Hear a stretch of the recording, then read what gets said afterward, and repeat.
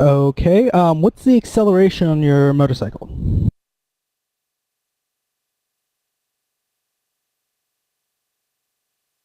Well, let's see here. The walking acceleration is 20, and the running acceleration is 50.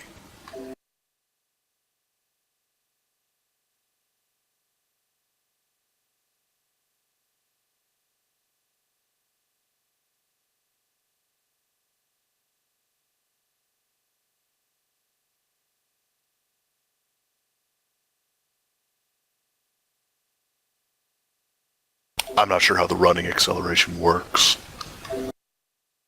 Yeah, I'm trying to find the driving rules.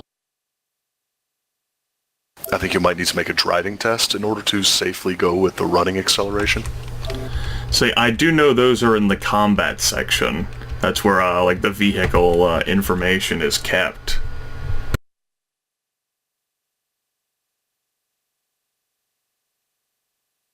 Driver or drone can attempt to move a greater distance, so a greater than either acceleration rate by making a vehicle test.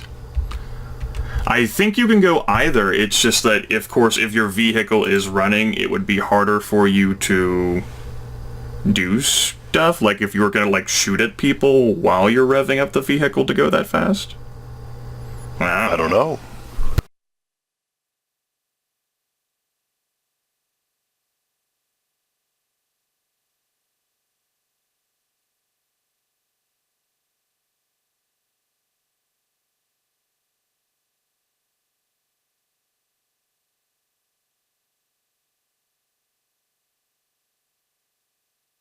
I do know Okay, the maximum safe speed is, what, 200? Which is, by the way, 150 miles per hour, so I'm not going to be going that fast, hopefully.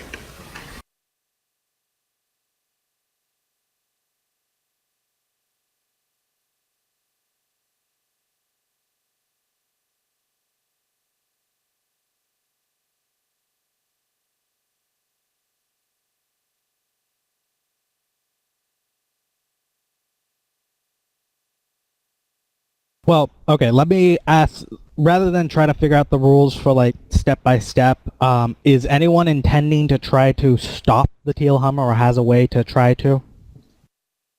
I can't derail the vehicle personally.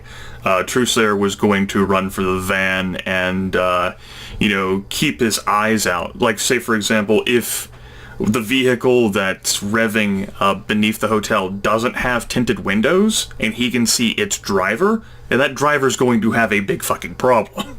Otherwise, Trueslayer, nah, that really doesn't have an opportunity. Vice might. Maybe he'll, like, fucking punch the vehicles and try I can picture just now leaping up and kicking straight through the front windshield, landing in the passenger seat. And that's the story of how Vice got a teal rover. Exactly. Did Vice want to try that? I mean, what does common sense tell me? I mean, Common sense tells you that if you run out in front of it, you are got a decent chance of getting hit. Well, actually, it still gets an initiative pass before you, and it's going to be going, what is its speed? 35...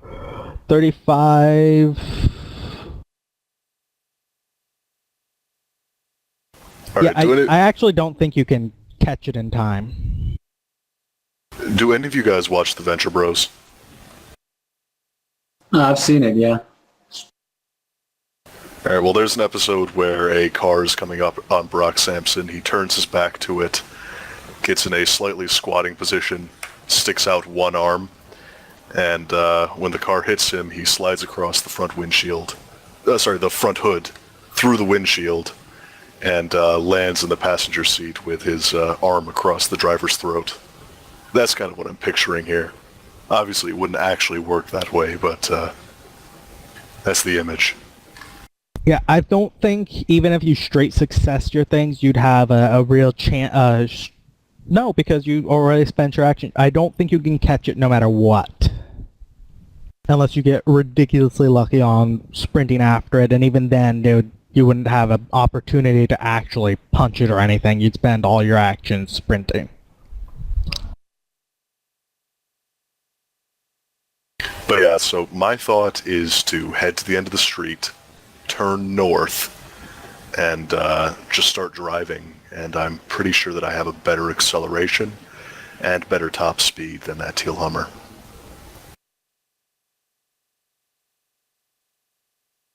Okay, then what about Coyote? What does Coyote plan to do? He'll definitely go up there. He'll go forward to meet Truthsayer, and he's going to order his Kenmushi drone to try to get itself in the car, in or on the car, as quickly as possible, because he's planning to drive by. Hopefully, the drone can get on there. And he will tell the, I was looking this up, and I think it's only a simple action to do this for the drone, but I'm not sure what it takes for Coyote. He wants the Optic X to load up Chaser program, and it already had covert ops up, but and to follow the Humvee whenever it comes out of the garage, or whatever he's hearing back there, follow it. If you personally are driving the vehicle, as you said you were, that would take a complex action for you to do.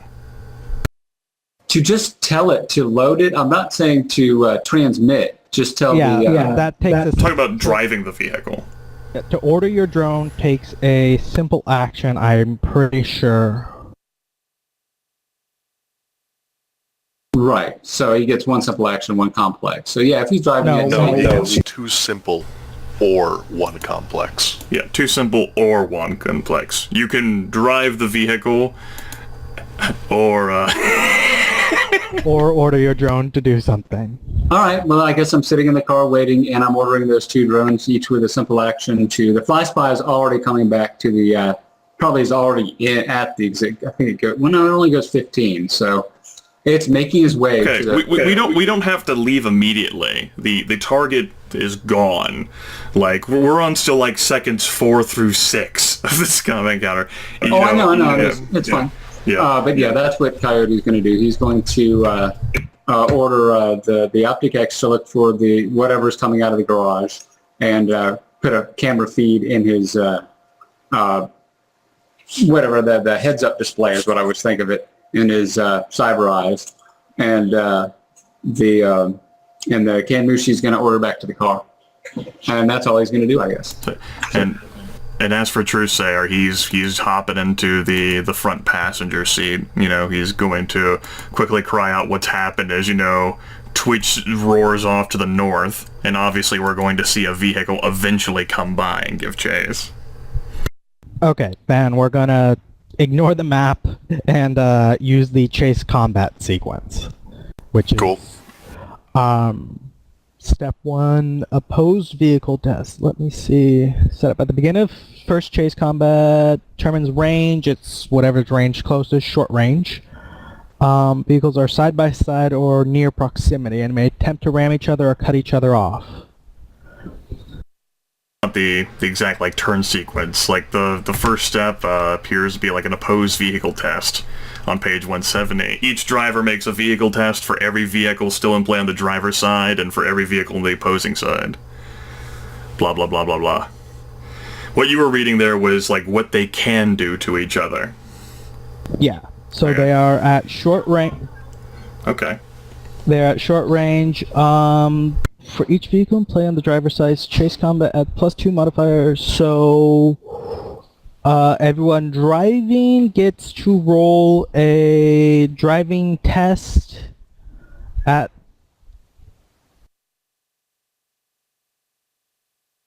+2. Are we saying... Yeah, +2. So I know the Truthsayer and Coyote are in the van. Is Vice just walking to get his Pathfinder or running to get his Pathfinder now? Yeah, Vice put his... You said he put his Pathfinder somewhere out of the way, right? Yeah, somewhere not nearby. You can jump in the van with him, or you can go running after your Pathfinder, but that's going to take you outside of this whole thing. I'll run and get my Pathfinder. There's probably nothing I could do in a chase sequence anyways. And you don't necessarily want to leave your vehicle here at the scene of the crime. Yep. All right. Before the roll, it also looks like... oh, never mind. You compare the speed values after you make a test. Got it. I didn't ask this previously, but does the fact that I'm having my vehicle feed all of its sensor data to me via SkinLink, and the fact that it has such a tricked-out sensor suite, give me any AR bonus on drive checks? You get the standard AR bonus, which is, I believe, a bonus, but plus 1 bonus to your dice pool. Yes, +1. So you're rolling at a +3 altogether. Fantastic. Plus my handling, of course. Yes, plus your handling. And I get the same roll, Crimson, with just a +2, and obviously you're going to be using, unless you're using straight up virtual reality to drive your vehicle. You can, and that'll give you another +1 to your pool. Actually decreases the threshold. I'm not sure. Does it? Yeah. Driving with augmented virtuality. Characters who are driving in a vehicle through virtual reality receive a -1 threshold modifier to all vehicle tests. That's on So page... basically an automatic success. That's on page 168. No, this is yeah, don't even think about that right now. All right, well,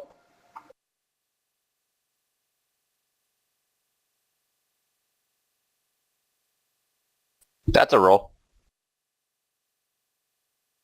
Sure is.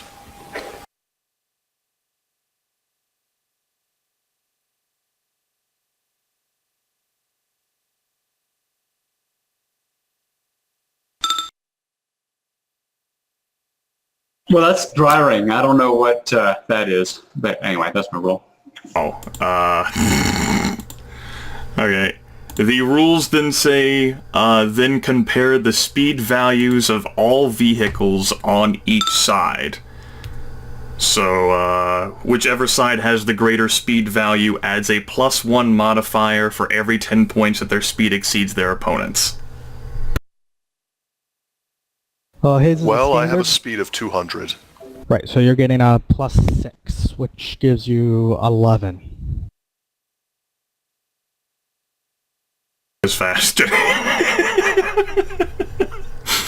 What speed's the van go? What's the reasonable top speed for that, Crip? 140. Yeah. Drivers with the most hits on either side, which would then end up being, I guess, their speed adds a +1 modifier, whichever side has the greater speed value. In that case, it's applied to both of them. Yes.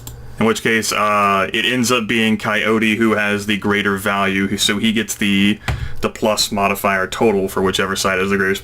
And the driver with the most hits on either side are compared in an opposed vehicle test.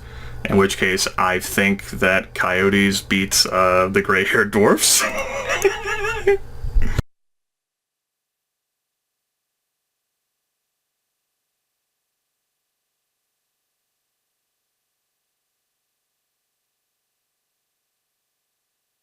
Correctly. This is Chapter 1.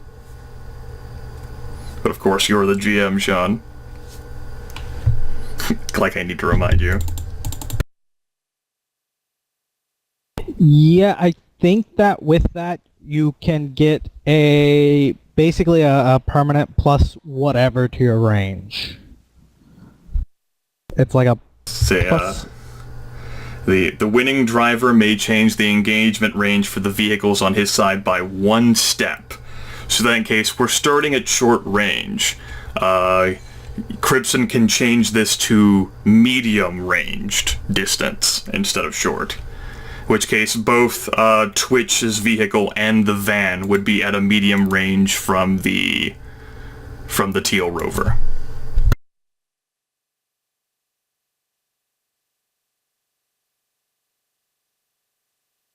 range so that Twitch actually has a chance of breaking off, so that she's not constantly followed while having the target, Crimson. Okay, so Right, you have you to have- succeed on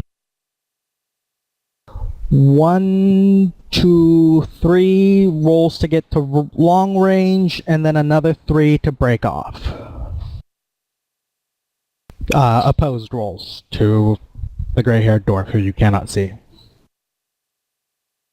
This first And- combat turn is gonna start us at medium range then, because of Crimson's success? Yes. Yes.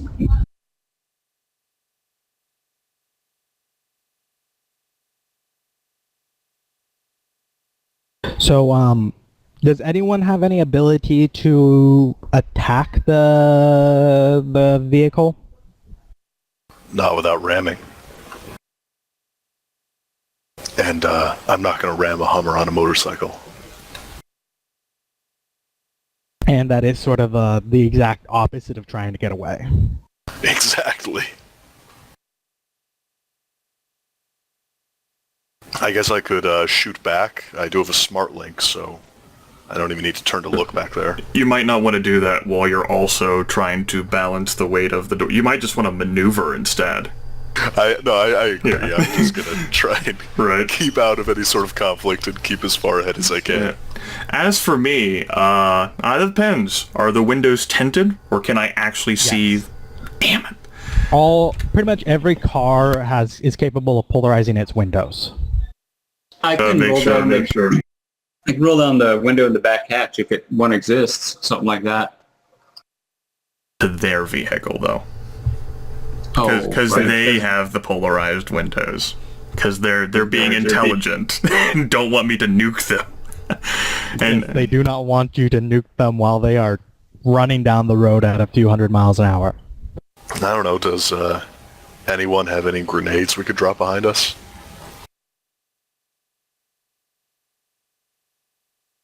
I Damn think it. that's a no. Hold on, I add this to my car. I mean, I'm a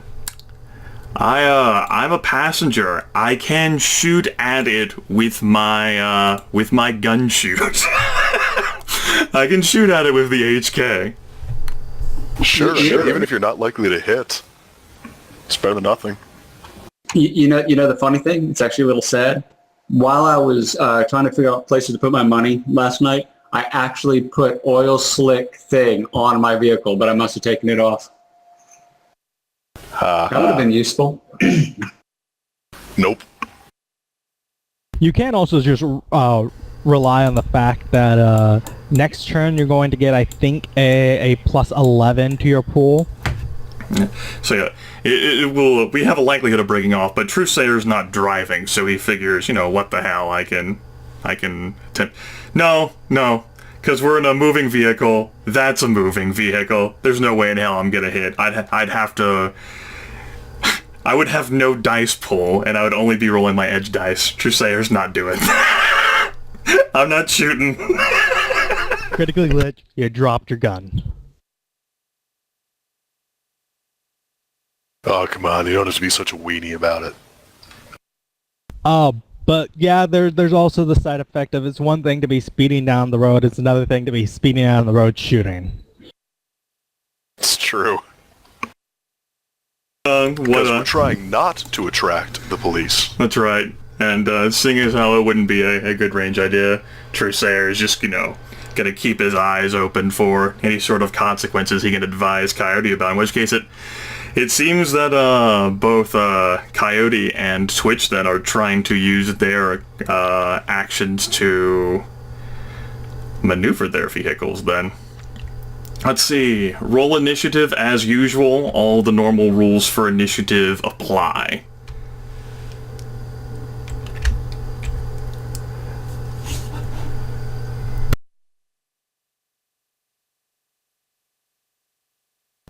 Actually, you'll have one shot at nuking someone. Truthsayer will have one moment where someone sticks their head out the car. If that is actually going to happen, that one moment there, then Truesayer, come back to me. Send it back. There we go. Truesayer would try to pounce on that, not with a stun ball, but with an outright mana bolt.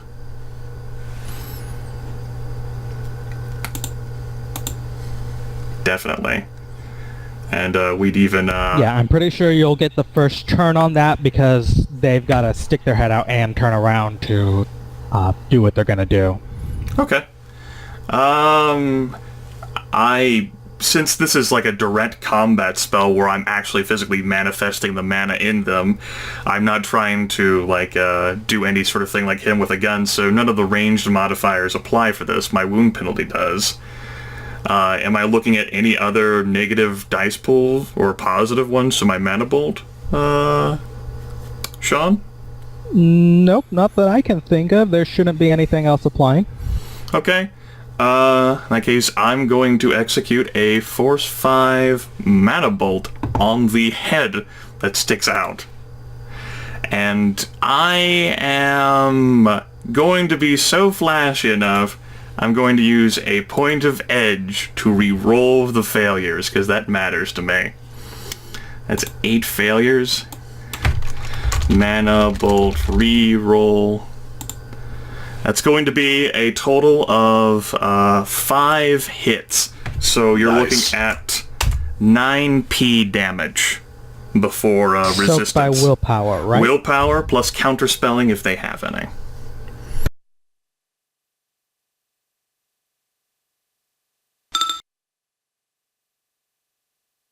Like an 8p hit. I am now going to roll... Fuck.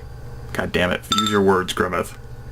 Let's see, 2 plus 4. Okay, resisting 6. I take 3 more points of stun damage, which is enough to punch me out the -2, and then which is Truesayer is gonna have a bigger headache. But he attempts to capitalize on the opportunity, basically. Okay, so it's medium range, so they're taking a -1.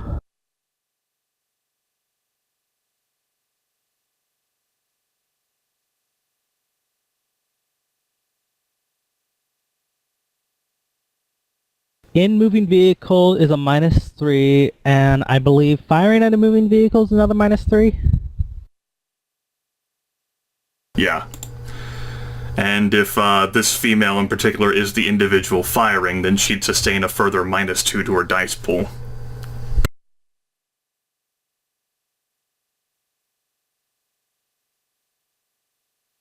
So that's a total of -6, right? 3 for being in a moving 7. vehicle. So -3 for attacking a moving vehicle, -1 for the for being at medium range, and then -2. So it looks like she has a -9 dice pool penalty.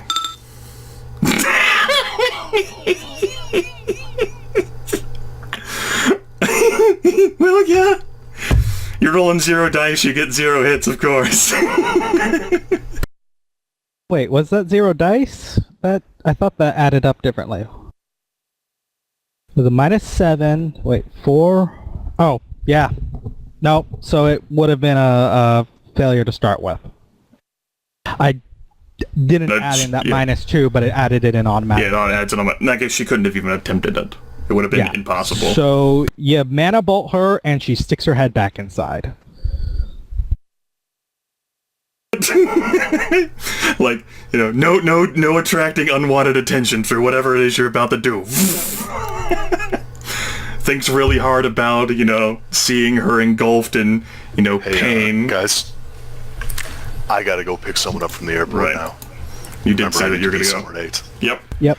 I think this is actually the spot to leave it at, too. I'm gonna go ahead and say you outstrip the vehicle, because you're gonna outstrip the vehicle because you're rolling like 25 dice and he's rolling, I think, like 7. Good call.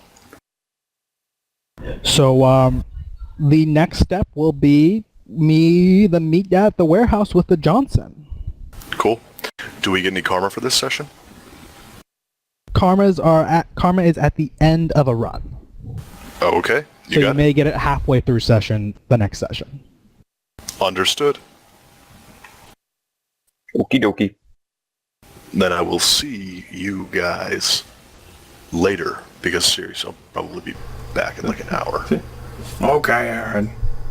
Bye-bye. See ya, Aaron. Bye. He'd be back in an hour. He comes back in an hour. All right, time to play again. That is not how I imagined any of those encounters going. The best laid plans never survive first contact with the players. You skipped an entire scene. No, we didn't. You skipped an entire scene from what the character had planned. I did expect you to possibly take her here. I didn't actually expect you to succeed taking her here.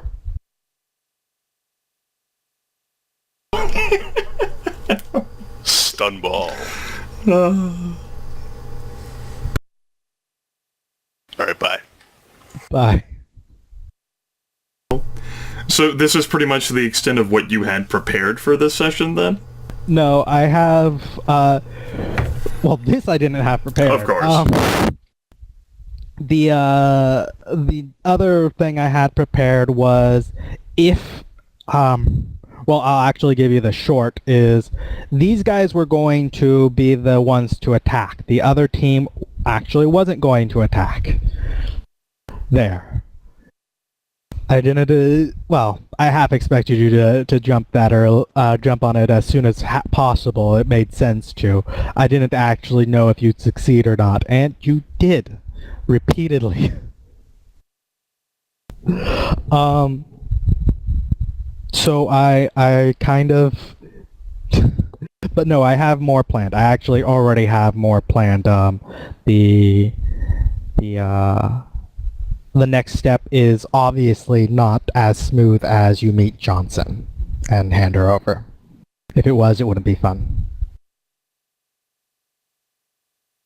But No, it'd still be fun. I mean, we just kidnapped a 17-year-old girl. I can't see how this could ever go wrong. remember, she's Apparently, a Vice 17-year-old punches door. women now. She's a 17-year-old door. She's physically about 13.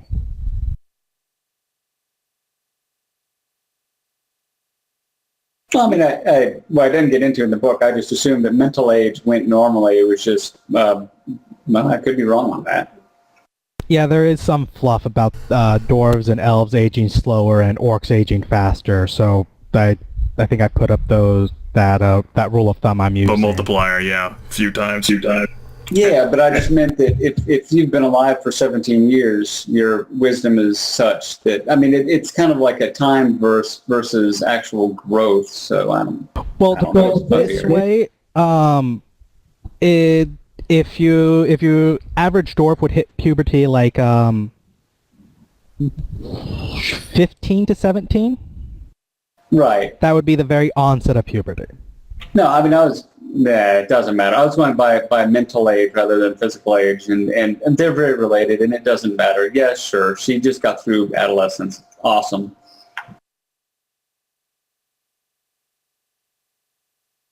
Fun fact, Vice is only 17 years old.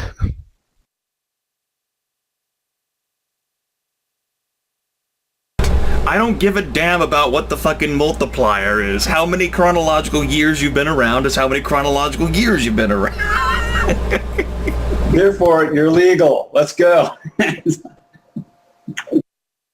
Oh, long. But yeah, there's one thing that I'll throw you here, Sean, that might make it interesting. The rest of the people hate me for it, but that optics drone I had trailing the Humvee, it only goes 75 kilometers per hour. So at some point, it's going to have to stop or, have a pre-programmed point to go to, or Coyote's going to have to circle back around and get it.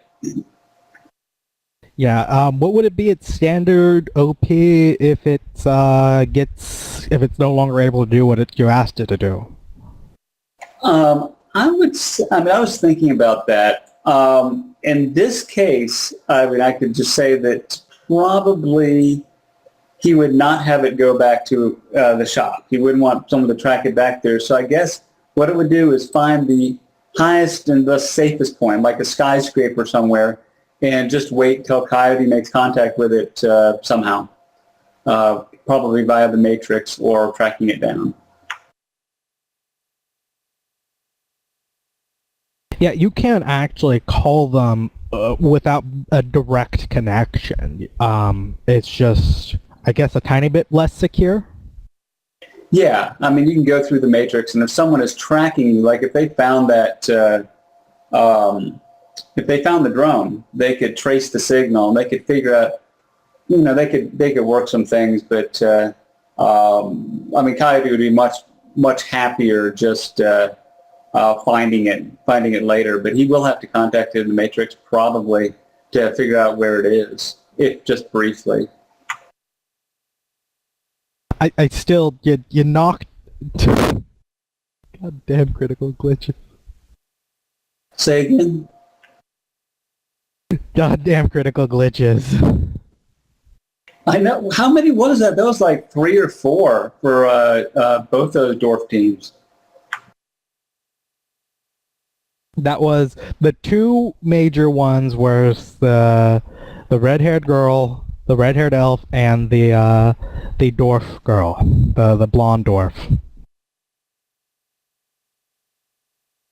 Yeah, one thing that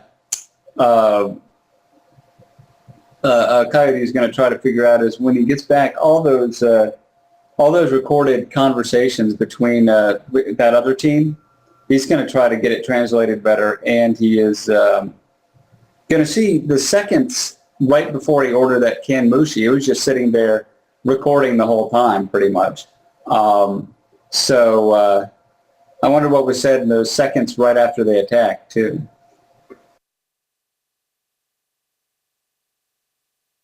Right here. Yeah, what the fuck is going on outside? That's pretty much all they got out before the Kambushi just bolted. Actually, you could probably do that while driving. I mean, assuming that eventually the teal rover breaks off unless you want to chase it down. Chase what down? Chase down the teal rover, Cripson. The vehicle containing the people who are trying to get the target. We don't want to do anything with it. I know, I just didn't know if you meant track the Optic X down or track the vehicle down, pronouns. No, I mean, if you're putting the girl into the SUV, he's going to go straight to the warehouse. Yeah, I thought that's what you do. No one is chasing down the teal rover.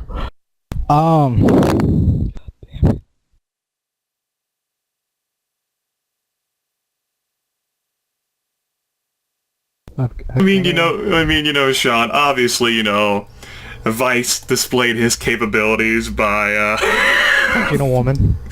in the face. And that's where she blocked it.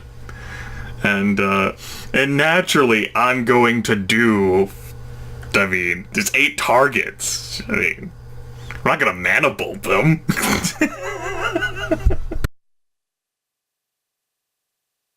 No, I think you get session MVP. That's for sure. You took down however many, 8 of them or whatever it was. That was ridiculous. And out of 8 of the targets. Yeah. Grimith took down the most people. Now, I mean, for epic punches, Vice definitely wins because you almost took that girl's head off, I think. I will put it this way. Had that been physical, she would be dead. Depending on her body, but I think that would have qualified, definitely. Had that been physical, she would have been dead. That was, what was it, like? I think that would have been 15S became 15P, and she critically glitched on her defense test. Yeah, that would have killed a number of orcs. A number of trolls. I mean, obviously, once they run out of like their physical condition track, they're still just unconscious. It goes into overflow, and the amount of overflow you can sustain is like equal to your body before you die, I think. Yeah, but you also start bleeding out. Yeah, true. They're not dead. You're just dying. There you go. And so yeah, obviously that, I mean, and like I say, as for me, it's kind of like there's 8 people there. There's no wards. I managed to surprise them with improved invisibility. Of course I'm gonna throw down stun ball.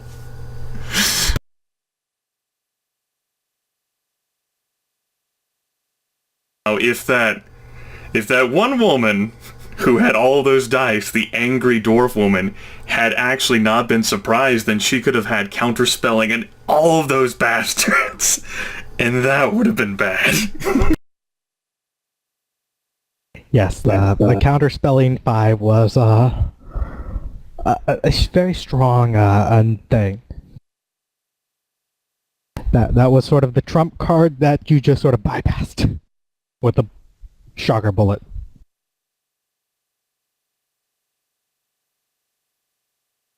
Counterspell this. Bang.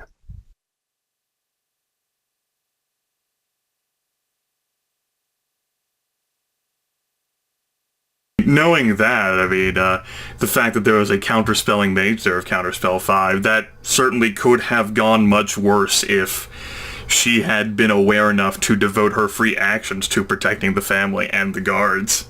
Certainly so. Knowing that, then I might not have been able to take down any of them. Then we might have had to resort to shooting. Would have taken longer. Other people would have gotten involved. Just would have been a headache. This is better. It's okay. Other plan I can reuse for something else. It fits in nicely. Hey, you said this was supposed to be a milk run, so, easy. So how long does a combat turn last in Shadowrun? Like 3 seconds? 3 seconds. An initiative pass is just whatever fraction of that. So, Vice running across that room took 2 seconds. Punching out that woman was part of that. And then running out took another 1 second. Well, the running across the room took 2 seconds, and then 1 second to punch out the woman. No, I punched on the second turn. Oh yeah, you did. So yeah, then running out took another second. So you basically... keep in mind that people who aren't augmented, whether with magic or cyberware, only have 1 initiative pass in the physical world. So what we're fucking doing is beyond normal means. Yes, every single human, without anyone at all, without anything else, is 1 IP, period. Not even traits can give you more. You have to have magic or cyberware. I'm just saying that entire encounter took less than 6 seconds. Not even that, actually. Yeah. 6 seconds to knock out a little girl and throw her on a bike. And punch her in the Surprised. face. I say, I can do that in real life. I can knock out a little girl in 6 seconds. I haven't tried, but I think I could. I wonder what we're gonna get for like street cred and notoriety for this. Maybe nothing. You gain a point of street cred for every 10 points of karma that you gain normally. Notoriety is usually assigned by the game master, and it has a variety of variables. This wouldn't really qualify for notoriety. Now, if we had killed all of them, yeah, I would think so. Yeah, killing all of them, or just in general, even doing wet work on a little kid, would probably net you a point of notoriety. But even then, it would only net you 1 max. But kidnapping a little kid, who cares? Right? Everyone does that eventually. I kind of want to know what would happen if I had just killed that elf woman. Probably bad things, but whatever. Yes, very bad things.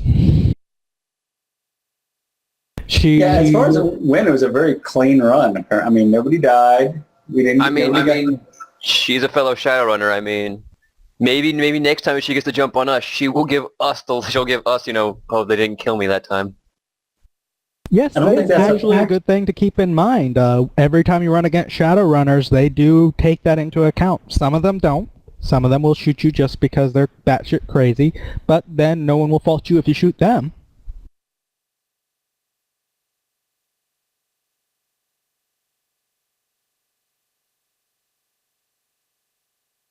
Oh, one thing, this is a little bit of role-playing thing. I don't know where Truthsayer is, and if she's intending to stay in the SUV or take her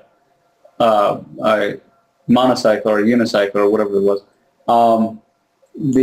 But Coyote's going to mention that he's not a people person, and Truthsayer seems to be, so maybe he should stay in the car in case the dwarf wakes up. Isn't the dwarf on the Twitch's bike? Yeah, I thought we were going to park and switch her over. I think that was, once we got away, we were going to go to that abandoned lot or whatever it was. That's what we resolved to do. Once we managed to get away without any obvious, physical traces, we would gather up and put her in the vehicle. And I am certainly capable of, I don't care how awesome she is. She will not give me any sass. I mean, obviously, Vice is carrying around his 180 physical restraints. It's plastic. No, I didn't buy those, but I have some plastic restraints if you need them. Oh, good, fantastic. We'll go ahead and lace up her wrist and her ankles. I also have some of that foam adhesive stuff, which only lasts for a few hours. I think I'd have to check it, but it's porous too, so we could just throw it all over her body. She would be, she could still breathe through it. So guys, awkward. we made a quick 20,000. The run's not over yet. Run's not over yet. I'm not there. You guys. Sean himself said the run's not over yet. Oh, that's right. I don't want the Johnson to backstab us. Look, if the Johnson backstabbed us, it's going to be on the heads of everyone who recommended him to us. Oh, if the Johnson backstabs us, Snowman's yeah, he's no longer going to be good friends with my character.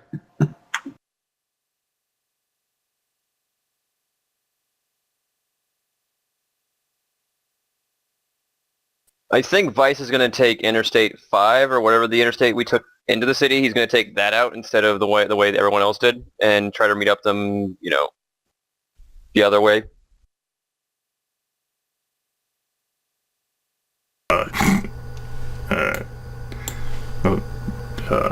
Okay. I mean, heaven forbid there be any unseen complications. Well, you're on your lonesome taking 5. Yeah, we'll see what happens. The session's over technically, right? Yeah, I'm not... I've got to fill out the details of what happens because of this. You sound so exasperated, Sean. What the hell? No, this is very close to how I thought things would happen. It was more of a...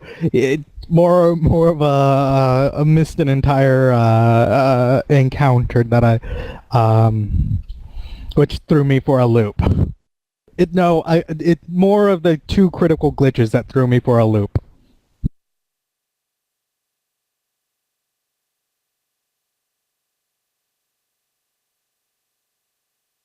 Since I'm thinking about stuff like that, I know that edge replenishment, according to how it's written in the book, normally happens at the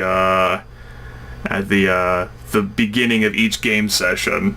I don't know whether you want to do that at the end of each Shadowrun, or whether you want to completely throw that out entirely. I don't know exactly. So now's the time to ask, how do you want that to be handled? Do you even know?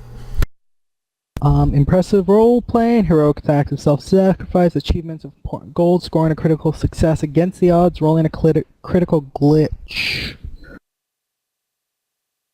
that section, the book says we recommend refreshing Edge at the beginning of each game session, but of course you don't have to do that. It's optional, like everything else is. Yeah, I think refreshing Edge at the beginning of each session will be. I'll do that at the beginning of each run. You'll get full Edge pulls at the beginning of each run because otherwise, if I just never like doing the something based on sessions. Never feels right to me. I don't know. I tend to agree. I understand. I definitely understand. No fun. No, it's not a problem. I was still in the willpower state of mind of, I'm never going to get this back. So I'm glad you clarified that. No, Edge should... Edge will fully refresh at the end of each run. That way you always have a fresh pull of Edge so you can make use of it. Refresh during a run depending on circumstances.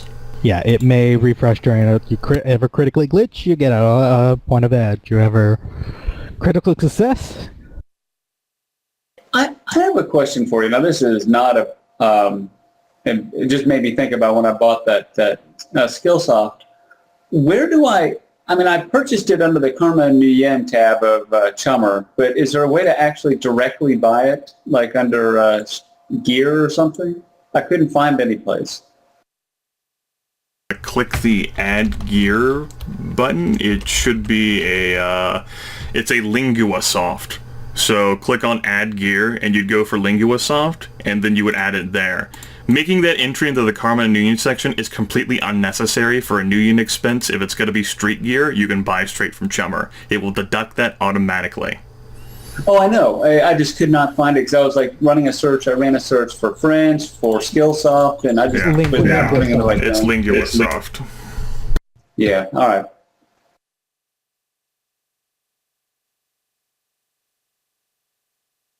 That's why I had trouble finding it.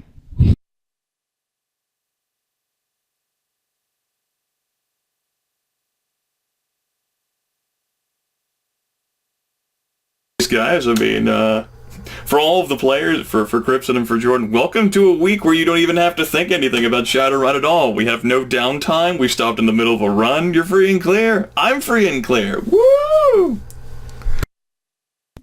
Oh, thank God I don't have to think about this. I don't have to think about making a character anymore. Hey, man, you can count that 20,000 that we don't have yet. I think that'd be a really good idea. What new and exciting book has Grimith read now that I have to change my entire character? Don't you even give me that sass. Okay. I am looking at my matrix of important characters, and like half of it is you just punched. That was... I expected you to punch like half of those people. I did not expect you to manage to take down almost everyone. Only one person was punched. Punched or shot or stun bolted or... Yeah. Surprising I'm not lit on fire on that in that list. I mean, again, I throw out 8 people grouped together. I mean, if I hadn't stun-balled them, that would have been, like, criminally offensive, right? Yes, it would have.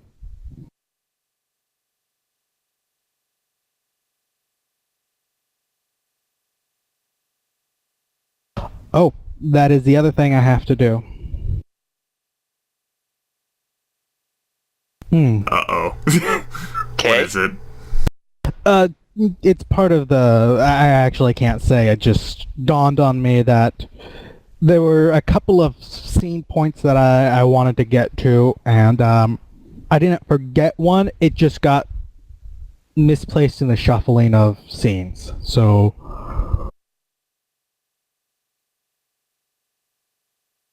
Okay. Do any of those individuals who are knocked unconscious regret not spending Edge?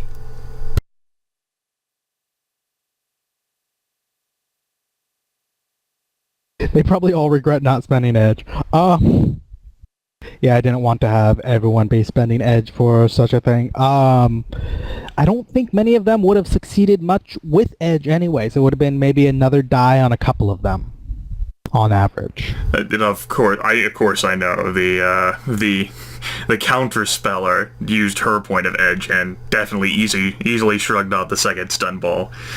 And of course, the mage inside the lobby had a critical glitch to the face.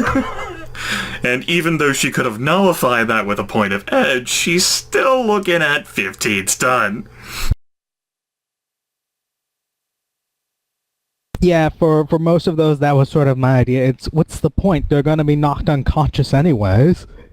What's the difference between 3 overflow and 1 overflow?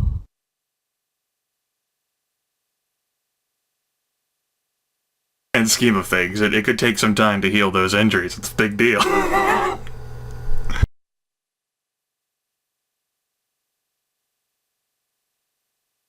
Balled those bastards so hard, I like ruptured their bodies from within.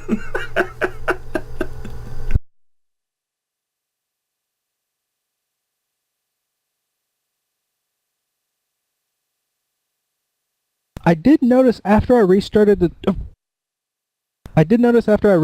server that there wasn't any more problems. So I'm wondering what's causing that. Don't know. We never went back to the overworld map. That was certainly interesting. It may be hitting the using the library token or calling up the library token when it's not on the map. Possibly. That may start causing glitches, because I noticed that as soon as I hit one stack overflow with that, it refused to do anything else. It froze up the entire thing when I was first fixing that. So I'm wondering if it's a similar thing. Really, the library token should work so long as it's in, like, the sort of... I don't know. I think about the other framework that I played on. You should be able to make multiple copies of it, one for each map. I don't understand why you wouldn't be able to. Maybe it's just something to do with this particular framework and how it was coded with the macros. Yeah, I think it does. I think that is because it specifically says to take it with you to every map, or it kind of says it. It's got to take it with you everywhere, which is very vague in what that means. Well, but, I guess you could try to keep us all on the same. That's what I've been doing. I've been turning, as I've moved the things, I've been turning off the other maps. Yep, I definitely noticed that. They're like, nope, you can't look at this anymore. It's not real. Alright. Yeah, that's really the thing. We didn't have any more crashes, which definitely made things easier. I am, maybe the next time, get so many fucking successes on a negotiation roll, we won't have to verify it with video footage. Oh, man. Like, jump from 30,000 to 80,000? Alright. This sounds like a trap, but okay.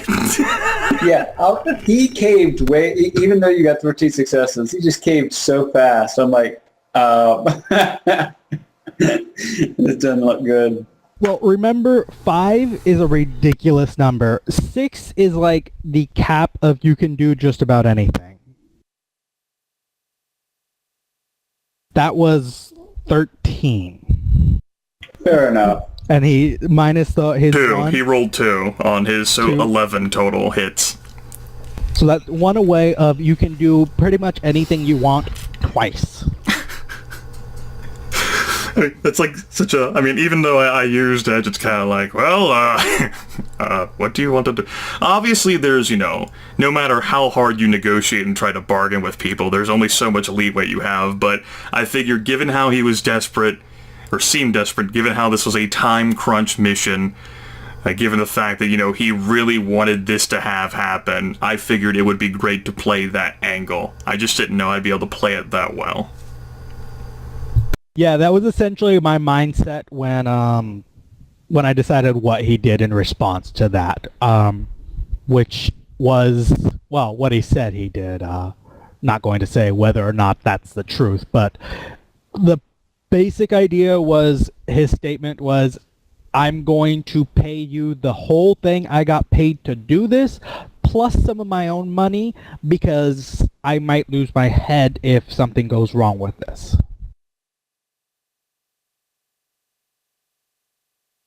That was essentially the level of desperate he appeared to be at. And as it turns out, 20,000 Nuyen each is worth enough that, Shadowrunners who might have better sense are like, okay, yeah, why not? 20,000 Nuyen each, yeah, so let's do it. Hey man, it's paying off half yours and Aaron's debt. Well, a little less than half. So if you spent it on that.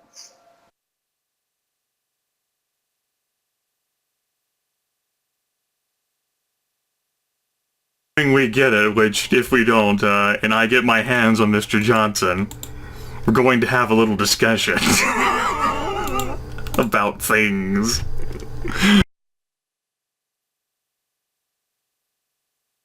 Not things. I heard from somewhere that you're an expert on things.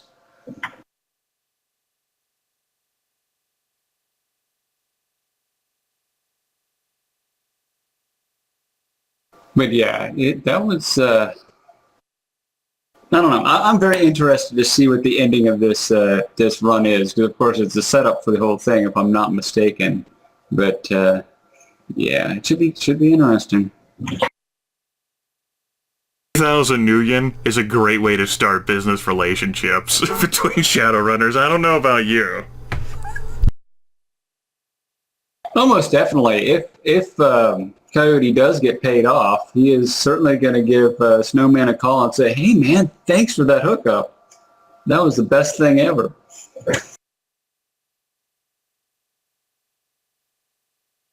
I'll definitely, even though my contact and I are definitely friends, she'll definitely deserve 10% for that. 2,000, just...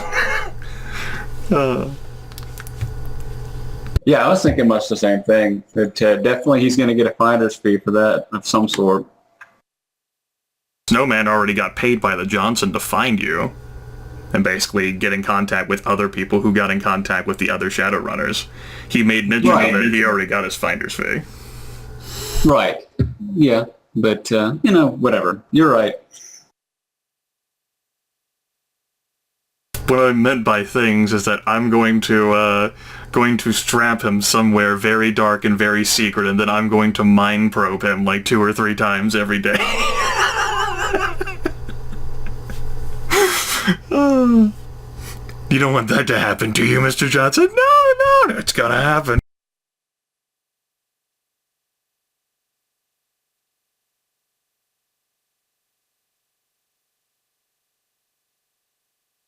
So yeah, I think that was a really good first session. I mean, it's rough like all first sessions are with not knowing what the heck to do. Oh, maybe that's just me. I don't know. But connections didn't help, of course, and the fact that people's macros, except for mine, got erased halfway through. Speaking of which, let me make sure to save every token.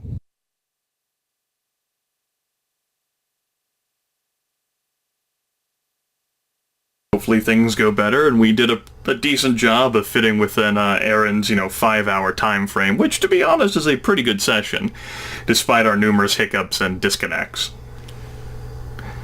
And, the opening scenes and us meeting together and everything. And, obviously, if Sean wants our characters to continue working together, we need to get paid. Otherwise, we'll see each other as bad juju.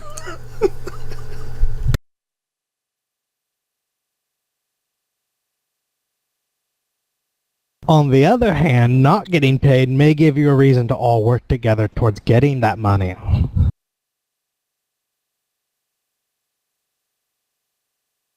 Unless we don't see it as possible that we would ever get paid. I mean, we might not be stupid enough to beat the dead horse into the ground. I want my money like Mel Gibson in Payback. I don't have your money!